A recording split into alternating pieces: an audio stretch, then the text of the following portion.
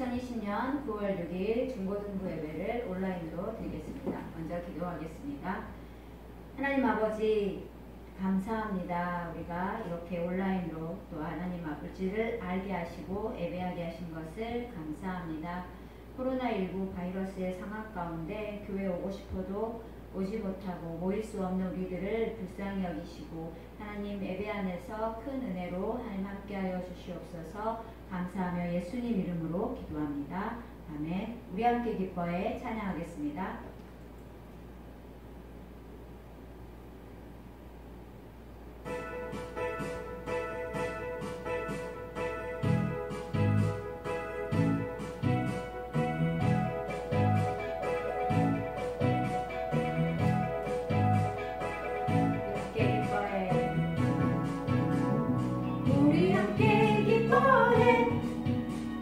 주께 영광 돌리세. 어린 양의 홍인 잔치와 신부가 준비되었네. 우리 함께 기뻐해. 주께 영광 돌리세. 어린 양의 홍인 잔치와 신부가 준비되었네. 할렐루야 전능하신, 할렐루야 전능하신 주가 다스리시네.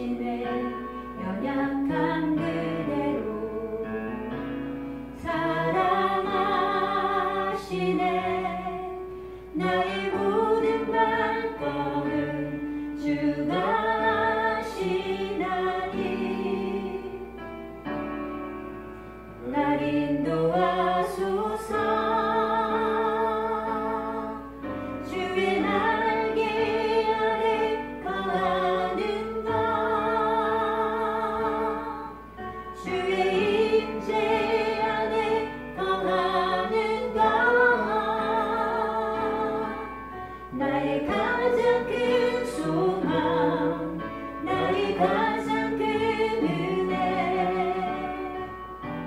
주와 함께 동행하느니 내 모습 이대로 모습 이대로 사랑하시네 연약함 그대로 사랑하시네 나의 모든 발걸음 주가 하시나니 날 인도하소서 주의 날개 아래 거하는 것 주의 임재 아래 거하는 것 나의 가장 큰 소망 나의 가장 큰 은혜 주와 함께 동행하느니 주의 날개 아래 거하는 것 주의 날개 아래 거하는 것 주의 임재 안에 거하는 것 나의 가장 큰 소망 나의 가장 큰 은혜 주와 함께 동행하느니 아멘. 우리는 주와 함께 동행하는 것이 가장 우리의 아름답고 또 우리의 가장 기쁜 일인 줄 믿습니다. 우리 사도신경으로 우리의 신앙을 고백하겠습니다. 전능하사 천지를 만드신 하나님 아버지를 내가 믿사오며 그 외아들 우리 주 예수 그리스도를 믿사오니 이는 성령으로 잉태하사 동정녀 마리아에게 나시고 본디오 빌라도에게 고난을 받으사 십자가에 못 박혀 죽으시고 장사한 지 사흘 만에 죽은 자 가운데서 다시 살아나시며 하늘에 오르사 전능하신 하나님 우편에 앉아 계시다가 저리로서 산 자와 죽은 자를 심판하러 오시리라. 성령을 믿사오며 거룩한 공의와 성도가 서로 교통하는 것과 죄를 사하여 주시는 것과 몸이 다시 사는 것과 영원히 사는 것을 믿사옵나이다. 아멘. 광고하겠습니다. 코로나19 2.5 사회적 거리두기 단계입니다. 다음 주에 같이 예배 드렸으면 좋겠는데요. 우리가 정말 빨리 코로나가 종식되기를 우리 날마다 여러분 기도하는 여러분 되었으면 좋겠습니다. 또 학교가 개학을 했는데도 학교를 가지 못하고 집에서 온라인으로 수업하고 있는 여러분들 힘내시고 또 하나님께서 여러분들에게 지혜 주시고 또 명철 주셔서 학교 공부 느슨해지지 않도록 잘 따라가는 여러분 되었으면 좋겠습니다. 우리 봉헌 찬송 526장 하면서 여러분 준비한 헌금을 할 겁니다. 그러면 여러분들이 준비해서 대면 예배 할 때 가지고 교회에서 봉헌해 주시면 감사하겠습니다. 봉헌 찬송가 526장 찬양하겠습니다.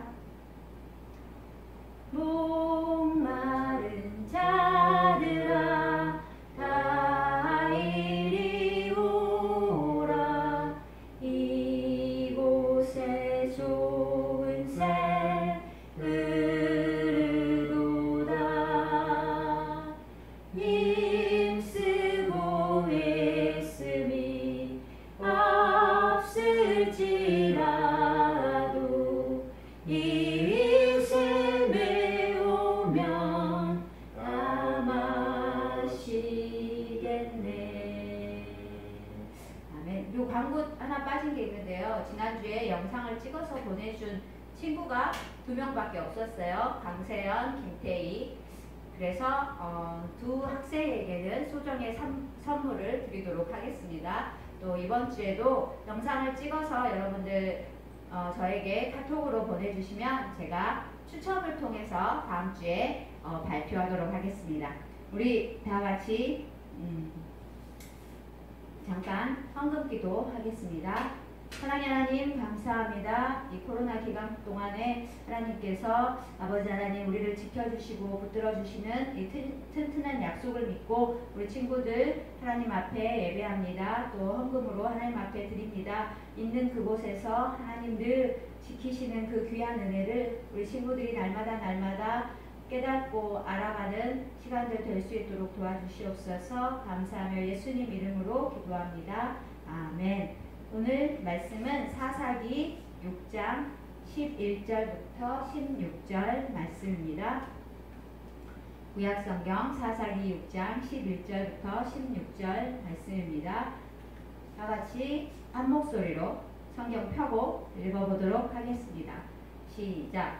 여호와의 사자가 아비에셀 사람 요아스에게 속한 오브라에 이르러 상수리 나무 아래에 앉으니라. 마침 요아스의 아들 기드온이 미디안 사람에게 알리지 아니하려 하여 밀을 포도주 틀에서 타작하더니 여호와의 사자가 기드온에게 나타나 이르되 큰 용사여 여호와께서 너와 함께 계시도다 하매 기드온이 그에게 13절 시작. 기드온이 그에게 대답하되 오 나의 주여 여호와께서 우리와 함께 계시면 어찌하여 이 모든 일이 우리에게 일어났나이까.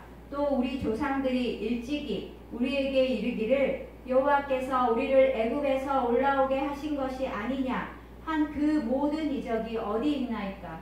이제 여호와께서 우리를 버리사 미디안의 손에 우리를 넘겨주셨나이다 하니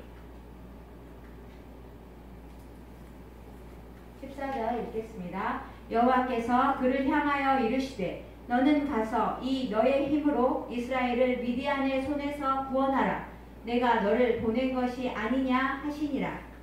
그러나 기드온이 그에게 대답하되 오 주여 내가 무엇으로 이스라엘을 구원하리이까. 보소서 나의 집은 므낫세 중에 극히 약하고 나는 내 아버지 집에서 가장 작은 자니이다 하니 16절 같이 읽습니다.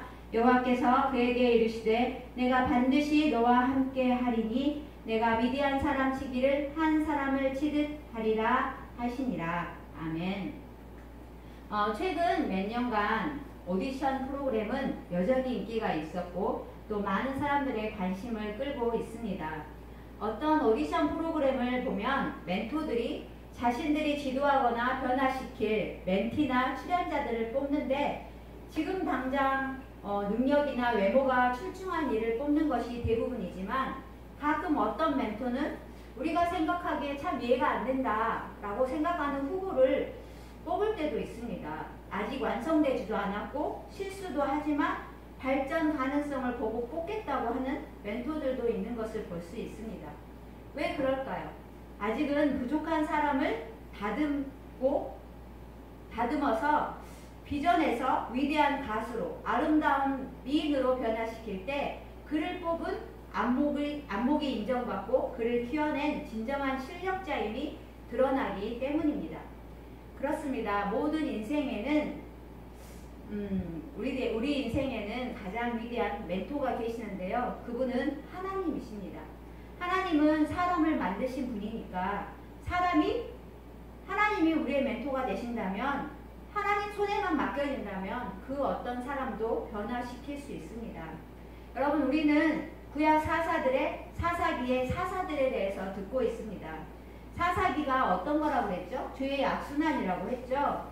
이렇게 죄를 지으면 하나님이 다른 나라를 보내서 심판하시고 또 이 심판하면 하나님께서 사사를 보내서 구원하시는 이런 계속 악순환되는 것이 사사기에서 몇 번이나 많이 나타나고 있습니다. 그런데 사사들을 보면 보통 생각하는 영웅 캐릭터와 맞아떨어지는 캐릭터가 별로 없습니다. 첫 번째 사사인 운니엘을 제외하고는 에훗, 드보라, 삼손, 기드온 어딘가 부족하고 그 시대에 영향력을 끼치기에는 조금씩 부족한 사람들이었지만 하나님은 그들을 부르셔서 사용하셨습니다. 두 번째 사사인 에훗은 오른손에 장애가 있는, 그러니까 오른손이 사용에 제약이 있는 사람이었고 또 네 번째 사사인 드보라는 여자였습니다. 여자인데도 전쟁과 재판을 참여하게 하나님께서 부르셨고요. 또 다섯 번째 사사는 겁쟁이라고도 하고 쫄보라고도 불리는 기드온이었습니다. 이 기드온을 하나님께서 부르시고 약속해 주시는데 오늘은 겁쟁이에게 하신 약속이라는 제목으로 말씀을 나누어 보도록 하겠습니다. 지난주에 사사 드보라가 사사로 있는 동안 이스라엘 땅에 몇 년 동안? 40년 동안 평안이 있었다라는 말로 사사기 5장이 끝냈습니다. 그리고 이어지는 사사기 6장 1절에는 어떻게 기록되어 있을까요?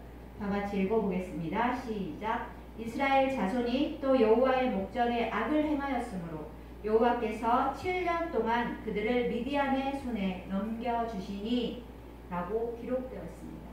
또 악을 행했답니다. 죄 다음에 그 다음 순서가 뭐였죠? 심판이죠. 심판이에요. 그래서 하나님은 이스라엘을 미디안이라는 나라에 7년 동안 넘겨주셨습니다. 이 미디안 나라는 그 아라바 남쪽에 거주하는 유목민인데요. 이 유목민들이 올라가면 그 아브라함의 자손, 아브라함 중에 그두라라는 첩에 의해서 낳은 자손이 이 미디안이었어요. 이 미디안들이 그 돌아다니면서 이곳에 풀을 뜯어먹고 살다가 주위에 있는 아멜렉과 동방민족들을 동맹해서 이스라엘을 치고 들어왔습니다. 미디안뿐만 아니라 다른 민족까지 막 동맹해서 왔으니까 군사들이 정말 어마어마했겠죠. 그리고 또 유목민이니까 다 끌고 다니는 가축, 타고 다니는 가축 얼마나 많았겠습니까? 그러니까 또 이 숫자가 많으니까 얼마나 많이 먹어치웠겠어요. 그래서 그들이 이스라엘에 들어와서 거주하면서 살아버리는데 이 사람들은 뭐 세금을 걷어가고 강제 노역을 시키고 뭐 이런 식으로 이스라엘을 괴롭힌 게 아니었어요. 그 가축뿐만 아니라 이스라엘에 나는 식량, 밭에서 나는 토지의 소산 이 나오는 대로 쪽쪽 다 빼앗아 갔습니다. 그래서 이스라엘 백성들은 자기 땅에 사는데도 미디안을 피해 산속에 굴을 파고 들어가 숨어 살아야 했습니다. 4절에 보면 읽어볼게요. 시작. 진을 치고 가사에 이르도록 토지 소산을 멸하여 이스라엘 가운데에 먹을 것을 남겨두지 아니하며 양이나 소나 나귀도 남기지 아니하니. 남기지 않았대. 한마디로 메뚜기 떼같이 그들이 지나가면 아무것도 남아나지 않았습니다. 그러자 이스라엘 자손들이 뭐죠? 하나님께 부르짖기 시작했어요. 하나님 어떤 분이신가요? 하나님은 자신의 백성들을 심판하시기도 하지만 회복하기도 하시는 분이세요. 그래서 하나님께서 회복하기 위해서 사사를 세우셨어요. 하나님이 세우신 사사는 11절에 보면 읽어볼게요. 시작. 여호와의 사자가 아비에셀 사람 요아스에게 속한 오브라에 일러 상수리 나무 아래에 앉으니라. 마침 요아스의 아들 기드온이 미디안 사람에게 알리지 아니하려 하여 밀을 포도주 틀에서 타작하더니. 하나님이 세우신 다음 사사는 기드온이었어요. 여러분 기드온이라는 이름의 뜻은 베는 자라는 뜻인데 동사로 사용할 때는 우상이나 신상을 찍다 할 때 그렇게 쓰여지는 이름이에요. 후에 기드온이 자신의 아버지 집에 있는 바알과 아세라 목상을 찍잖아요. 이것과 관련된 이름이라 할 수 있습니다. 하나님의 사자가 기드온 있는 곳에 이르렀을 때 기드온이 무엇을 하고 있었다고요? 기드온은 경계심을 갖추고 주변을 살피면서 밀을 포도주 틀에 타작하고 있었습니다. 왜 밀을 포도주 틀에서 타작하고 있었을까? 당시 이스라엘의 포도주 틀인데요. 여기가 150m가량 파있대요. 그래서 여기서 웅크리고 숙이고 있으면 밖에서 잘 보이지 않는다고 해요. 미디안 사람들에게 들키면 그 사람들이 다 뺏어가니까 기드온으로서는 어떻게든 빼앗기지 않으려고 이렇게 밀을 포도주 틀에서 타작하고 있었던 거예요. 이런 기드온에게 여호와의 사자가 말씀하세요. 12절 우리 같이 읽어봅니다. 여호와의 사자가 기드온에게 나타나 이르되 큰 용사여 여호와께서 너와 함께 계시도다 하매. 여호와의 사자가 기드온에게 뭐라고 말합니까? 큰 용사여, 큰 용사라고 합니다. 큰 용사라고 부르기에는 기드온의 지금 모습이 너무나 맞지 않습니다. 큰 용사라면 이러고 있으면 안 되는 거 아닙니까? 큰 용사라면 민족을 이끌어서 적들과 싸우는 것이 큰 용사인데 그는 지금 겁쟁이 쫄보처럼 밀을 타작마당도 아닌 포도주트에서 막 이렇게 하고 있어요. 근데 여호와의 사자는 그를 큰 용사라고 부르고 있는 겁니다. 왜 기드온을 큰 용사로 부르실까요? 하나님은 겁쟁이 기드온 안에 있는 그 속에 감추어진 용사를 보고 큰 용사로 부르신 것입니다. 여러분, 소명이라는 것은 겉모습을 보고 부르는 것이 아닙니다. 우리 안에 아름답고 빛나는 것을 보시고 우리를 부르시는데 이것을 소명, 콜링이라고 합니다. 우리 안에는 아름답게 빛나는 보석이 있어요. 예수님이 제자들을 부르실 때 시몬이라는 갈릴리 어부를 보자 그에게 말씀하셨어요. 너는 베드로라. 내가 이 반석 위에 교회를 세우리니 음부의 권세가 이기지 못하리라. 예수님은 성질 급한 시몬 속에서 반석을 보셨습니다. 하나님은 작고 연약하고 부족한 기드온 안에서 큰 용사를 부르신 겁니다. 하나님께서 이렇게 기드온을 부르셨듯이 오늘 우리를 택하여서 부르시고겠어요. 하나님은 우리를 기드온처럼 큰 용사라고 말합니다. 우리가 생각하기에 나는 비록 작고 연약하더라도 나를 큰 용사로 부르시는 분이 하나님이시다면 이야기는 달라지는 것 아닙니까? 세상은 또 우리 주위 사람들은 지금 얼마나 공부를 잘하는가, 지금 얼마나 이쁜가, 지금 얼마나 제가 말을 잘 듣고 순종하는가 여기에만 집중하지만 하나님은 현재의 눈으로 보지 않으시고 미래의 눈으로, 미래의 가능성으로 우리를 보고 부르신다는 것을 기억하시기 바랍니다. 우리는 그냥 그분의 손길을 기대하고 기다리면 되는 겁니다. 토기장이가 진흙으로 그릇을 아름답게 빚어내듯이 진흙과 같은 나이지만 여전히 뭐가 있고 또 부족한 투성이지만 나를 아름답게 멋지게 빚어내실 위대하신 예술가 하나님 앞에 붙들리기만 하면 여러분 달라지고 아름다운 예술 작품으로 나온다는 것을 기대하시는 여러분 되시기 바랍니다. 여호와의 사자가 겁쟁이 기드온에게 큰 용사여 라고 부른 후에 이어진 말은 무엇입니까? 12절에 큰 용사여 여호와께서 너와 함께 계시도다. 여호와가 너와 함께 하신다. 하나님이 함께 하신다 라는 말이었습니다. 기드온을 큰 용사라고 부르는 것도 이 상황에 맞지 않는데 하나님이 함께 하신다는 말은 지금 더욱 상황에 맞지 않습니다. 지금 대적 미디안이 언제 나타날지도 모르는 상황이잖아요. 또 자신의 땅인데도 집인데도 살지 못하고 토굴이나 땅을 파서 살아가는 자신의 동족들의 모습, 열심히 농사지어도 다 빼앗기고 그것마저 안 빼앗기려고 조금 남은 거 안 빼앗기려고 숨어서 타작해야 하는 어렵고 고달픈 상황입니다. 그런 상황에 하나님이 함께 하신다라고 말하고 있는 것입니다. 여러분, 예수님의 다른 이름은 임마누엘입니다. 하나님이 우리와 함께 하신다라는 뜻입니다. 예수님이 이 땅 가운데 오셨는데 왜 오셨냐면 하나님이 우리와 함께 하실 수 있도록 문을 열어주기 위하여, 길을 내주기 위하여 이 땅 가운데 오셨습니다. 그래서 십자가에 죽어주시고 부활하신 예수님이 친히 우리를 교회 삼으셔서 우리 안에 성령으로 거주하고 있는 것입니다. 여러분, 코로나로 교회도 가지 못하고 또 학교도 가지 못하고 또 아무것도 하지 못하는 상황이지만 여러분, 교회로 가지 못하지만 예수님께서는 우리 안에 계심으로 우리가 교회가 되기를 바라신다는 것을 기억하시기 바랍니다. 교회가 되라 말씀하시는 예수님의 부르심에 응답하시는 여러분 되시기 바랍니다. 그래서 여러분 주위의 모든 어려운 상황을 예수님이 함께 하신다는 것을 믿으며 넉넉히 이겨내시는 여러분 되시기를 축복합니다. 미디안의 약탈로 인해 겁에 질려 밀을 포도주 틀에서 타작하고 있는 기드온이었지만 하나님은 이미 그 전에도 그때에도 기드온과 함께 하고 계셨습니다.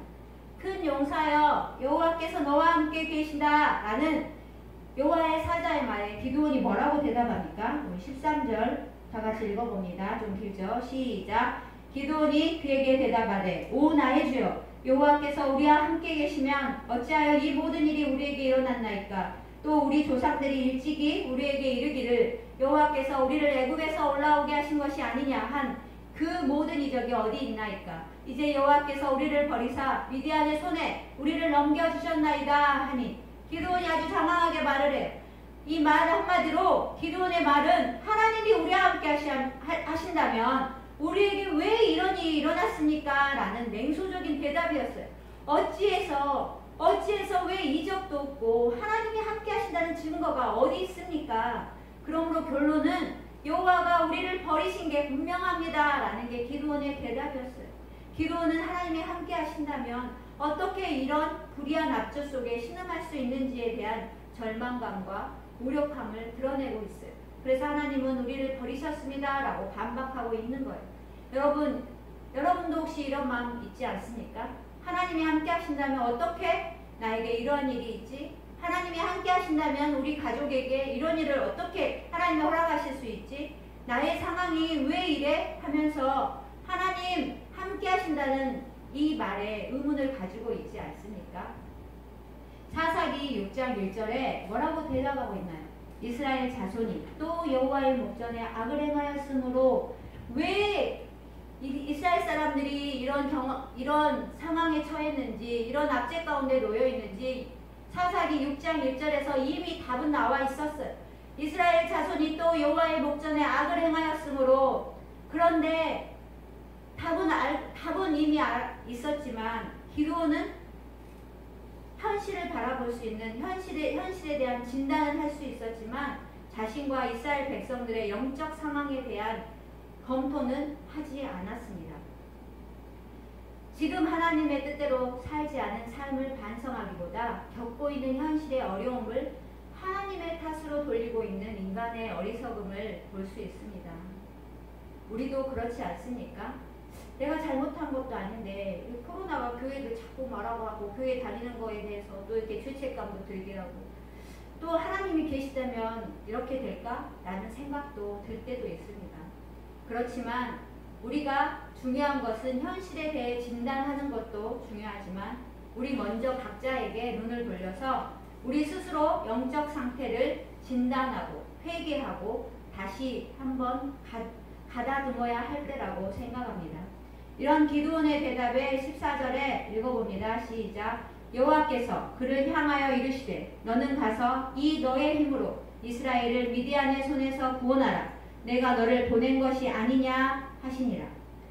이제 여기서 보면 말씀하시는 분이 여호와의 사자에서 여호와로 바뀌었습니다.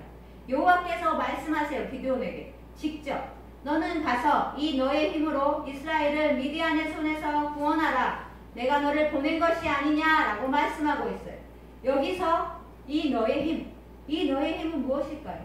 너의 힘, 기드온에게 있는 힘이죠. 이 기드온에게 힘이 있나요? 기드온은 아까도 말했지만 겁쟁이였어요. 쫄보였어요. 그런데 너의 힘으로 구원하라고 하시는 거예요. 여기서 기드온의 너의 힘은 기드온 안에는 있지만 혼자서는 할 수 없는 하나님이 함께 계실 때 발휘되는 힘을 말하는 힘이에요. 하나님이 함께 하실 때 나타나는 힘, 그 힘을 가지고 일어나 가라고 말씀하시고 있는 거예요. 여러분, 기드온에게 하나님은 지금 소명을 주시고 또 하나님께서 내가 너와 함께 할 거니 너는 가라 라고 하시고 말씀하고 있어요. 우리에게도 하나님은 소명을 주실 때 우리에게도 우리의 힘으로 하나님이 함께 하셔서 감당할 수 있는 능력을 주신다는 것을 기억하시기 바랍니다. 소명이라는 것은요, 한문으로 부르소의 명령명이에요. 그래서 어떻게 영어로는 왕의 명령이라고도 하고요. 하나님의 부르심을 소명이라고 말해요. 왕이 신하에게 명령하잖아. 너 저기 가서 뭐 좀 하고 와. 그러면 신하가 감당할 능력이 있으니까 왕이 보내는 것 아닙니까? 아, 내가 보기에는 정말 할 수 있을 것 같아. 그러니까 너는 가서 저 일을 처리하고 와 하고 명한다면 그 명령을 수행할 때 보낸 사람이 문제가 아니라 수행하지 못하는 것이 받는 자의 책임이라는 거예요. 하나님이 보내실 때는 하나님이 함께 하시면서 감당할 수 있는 능력을 주시고 혹시 감당하지 못한다면 돕는 자를 보내주신다는 것을 기억하시기 바랍니다. 여러분, 여러분이 있는 그곳, 보내심을 받는 그곳, 학교가, 여러분의 가정이, 여러분의 나라가, 여러분의 사회가 비록 보기에 너무 어렵고 너무 현실적으로 말도 안 될지라도 하나님이 우리를 그곳에 보낸 것은 우리가 감당할 능력이 있기 때문에 보내셨다는 것을 기억하시기 바랍니다. 현실의 초라한 나이지만 여기서 끝나지 않고 미래에 잠재력 있는 나를 알아보셨기 때문에 보내신 것. 기드온은 실패자의 모습에 용기도 없었지만 하나님은 그의 현재의 실패의 모습에 초점을 두지 않고 장차 정말 이스라엘 민족들을 이끌고 지도자로 우뚝 설 사사의 모습을 보고 너의 힘으로 구원하라고 명령하신 것이었어요. 그래서 초라했던 정말 쫄보며 겁쟁이였던 이 기드온의 내면이 다 치료받은 후에는 미디안의 손에서 자신의 민족을 구원할 미래의 지도자가 된 기드온이 되었습니다. 그래서 15절 어떻게 되었습니까? 기드온이 다 같이 읽어봅니다. 시작. 그러나 기드온이 그에게 대답하되 오 주여 내 아버지 집에서 다시 읽어보겠습니다. 그러나 기드온이 그에게 대답하되 오 주여 내가 무엇으로 이스라엘을 구원하리이까? 보소서 나의 집은 므낫세 중에 극히 약하고 나는 내 아버지 집에서 가장 작은 자니이다 하니 기드온이 망설이면서 말해요. 내가 무엇으로 나의 집은 므낫세 지파 중에 가장 약하고요. 또 나는 내 아버지 집에서 가장 작은 자인데 어떻게 할 수 있습니까? 라며 망설이고 대답하고 있어요. 자기가 아무리 생각해봐도 자신은 할 수 있는 능력이 있는 사람같이 보이지 않았기 때문이에요. 성경에서 보면은요, 하나님이 부르실 때 작음과 약함, 나는 작습니다, 나는 약합니다, 이런 것이 성경에 등장하는 단골 메뉴였어요. 아무도 하나님이 사람 제대로 보셨네 이렇게 하지 않았어요. 모세는 내가 누구이기에 바로에게 가며 어떻게 이스라엘을 구원합니까? 라고 말했고, 예레미야는 어땠나요? 슬프도소이다 여호와여 나는 아이입니다 라고 응답했어요. 사도 바울은 내가 약한 것을 자랑한다 라고 말했어요. 기드온은 자기의 약함과 작음을 알았어요. 그렇습니다. 겁쟁이 기드온이 큰 용사일 수 있었던 이유는 기드온은 자기가 약하고 작은 것을 알았기 때문이에요. 내 힘으로는 할 수 없습니다. 나는 작고 약합니다 라고 고백이 있자 다시 16절에 말씀하세요. 읽어보겠습니다. 시작. 여호와께서 그에게 이르시되 내가 반드시 너와 함께 하리니 내가 미디안 사람 치기를 한 사람 치듯 하리라 하시니라. 기드온의 나는 약합니다, 나는 작습니다 라는 고백과 함께 하나님의 약속이 이어지기를, 그 약속이 무엇입니까? 내가 반드시 너와 함께 하리라 라는 말이에요. 처음에 부르실 때도 내가 너와 함께 하겠다, 끝에도 내가 반드시 너와 함께 하겠다. 그래서 네가 미디안 메뚜기 떼 같은 미디안 족속을 한 사람 치듯 하리라 하고 약속하신 거예요. 성경에 승리가 보장되는 메시지가 있는데 이거 하나밖에 없어요. 내가 반드시 너와 함께 하리라. 하나님이 함께 하신다면 게임 끝 아닙니까? 그래서 우리가 기도할 때 하나님 이거 주십시오 저거 주십시오 하는 그 어떤 기도보다 하나님 한 분만 함께 해 주십시오 라고 기도하면 됩니다. 전능하신 하나님께서 자기 스스로를 우리에게 약속하셨어요. 우리의 기도 이거면 끝나는 겁니다. 하나님 제 삶에서 하나님 임재로 채워주세요. 하나님 한 분만 나와 함께 해주십시오. 구하고 약속을 받으면 우리 삶에 확실한 승리가 보장된다는 말씀입니다. 내가 반드시 너와 함께 하리라. 그래서 미디안 사람 치기를 한 사람 치듯 할 것이다. 이 하나님의 약속이 작은 자인 기드온을 큰 용사로 만들었어요. 그러자 기드온은 황급히 예물을 준비해서 그 여호와의 사자에게 예물을 드렸어요. 그 약속의 표적으로 기드온의 제사를 받으시고 여호와의 사자가 사라졌어요. 여호와의 사자가 눈에 보이지 않게 되죠. 여호와의 사자는 언제까지나 기드온과 함께 있지 않아요. 예수님이 언제나 유형의 모습으로 내 옆에 있지 않습니다. 우리는 스스로 책임적인 존재가 되어야 합니다. 하나님께서 함께 하신다는 것을 깨닫고 소명을 이루어야 하는 일이 남겨졌다는 것을 깨달아야 해요. 예수님이 제자들과 함께 변화산에 오르셨을 때 문득 하늘에서 소리가 나기를 너희는 저의 말을 들으라 라는 말씀이었어요. 이제 그분이 더 이상 안 계시더라도 너희에게 알려준 말씀, 너희에게 들려준 그 말씀을 따라서 살아가라는 하나님의 말씀이에요. 여러분에게 하나님을 만난 벅찬 순간이 있다면 그 벅찬 순간을 가슴에 안고 말씀을 따라 살아가는 것이 우리에게 맡겨졌다는 것을 믿으시기 바랍니다. 구원받은 감격을 안고 그 본질과 만나기 위해서 끝없이 나아가는 게 인생이에요. 제가 저번에 예전에 아주 어렸을 때 본 영상이 하나 있는데 소명이라는 영상이에요. 우리 잠깐 그것을 보고 오도록 하겠습니다.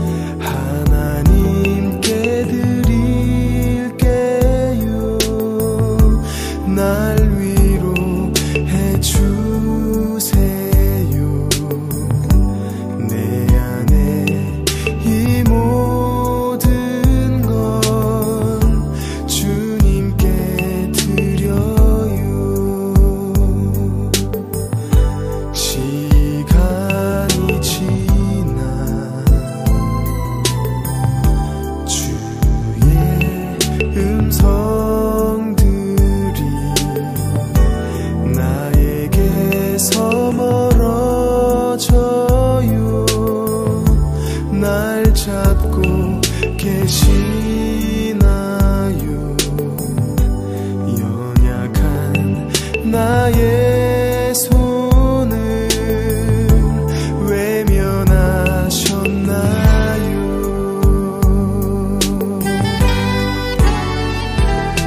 정말 나를 부르셨던 주님의 그 음성 내가 바로 들었나요? 제발 나를 부르셨던 주님의 그 음성 제발 다시 한번 듣길 원해요. 내 하나님의 사랑 이곳에 내 하나님의 사랑 이곳에 내 하나님의 사랑 이곳에 내가 너를 사랑하노라. 내 하나님의 마음 내 안에 내 하나님의 마음 내 안에 내 하나님의 마음 내 안에 나의 마음을 내게 주노라.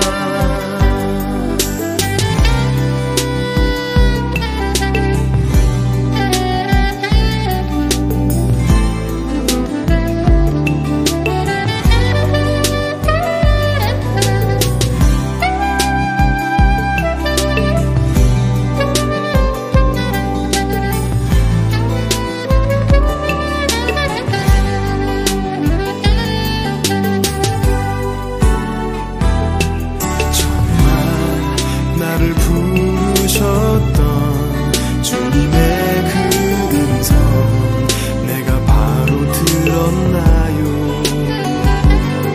제발 나를 부르셨던 주님의 그 음성 제발 다시 한번 듣길 원해요.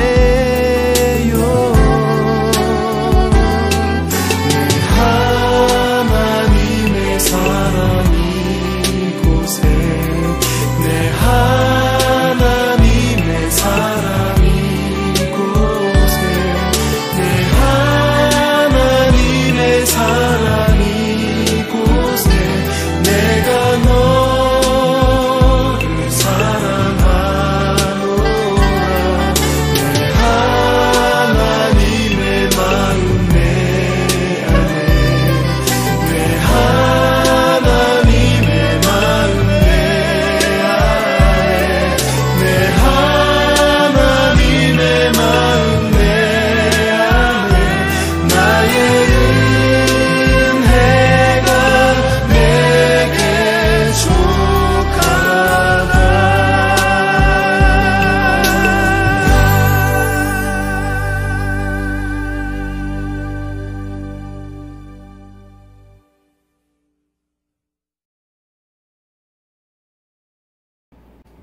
기드온은 하나님의 함께 하시겠다는 약속을 들었지만 확신을 갖기 힘들었어요. 그래서 2번이나 양털로 하나님을 시험합니다. 하나님은 기드온을 나무라지 않으시고 그의 기도를 모두 들어주셨어요. 마침내 기드온이 확신을 갖게 되어 7장에 보면 드디어 기드온이 이스라엘 백성들을 격려하여 미디안과 전쟁에 나아갔어요. 그리고 불과 몇 명? 300명.